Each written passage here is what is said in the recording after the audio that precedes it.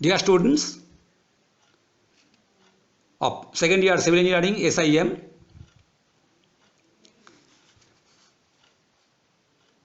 let me introduce myself first. I am TK Sen, Head of the Department of Civil Engineering of your institution.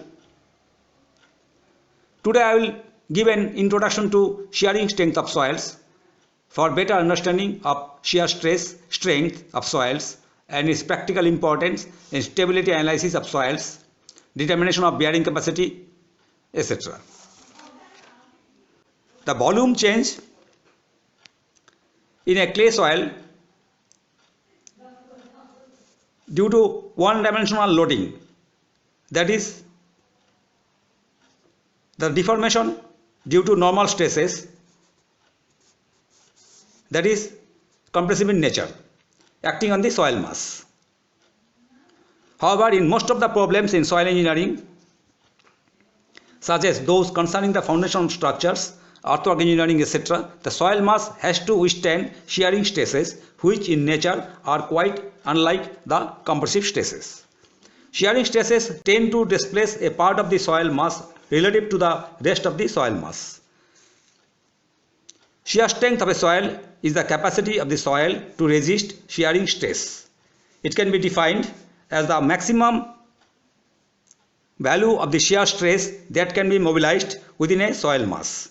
If this value is equaled by the shear stress on any plane or a surface at a point, failure will occur in the soil because of movement of the portion of the soil mass along that particular plane or surface. The soil is then said to have failed in shear. Shear strength or the shearing resistance of a soil is the property of the soil that enables the soil mass to keep its equilibrium when its surface is not level or, for that matter, under any loading situation which produces shearing stresses.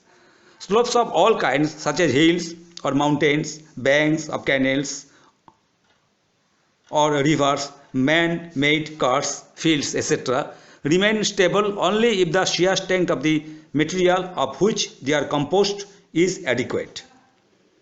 The knowledge of the shear strength of the soil is also essential in problems of bearing capacity of foundation, as already mentioned earlier.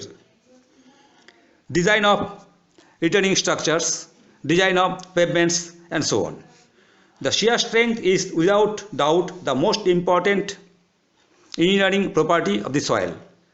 All stability analysis which normally use the limiting equilibrium approach require the determination of the limiting shearing resistance, that is the shear strength of the soil. The determination of the shear strength, however, is not simple. The shear strength of the soil is related not merely to the material itself. It also a function of the magnitude as well as the manner of application of the loads. Besides, the previous stress history of a soil which is in nature is also a very significant factor in influencing its shear strength. Thank you.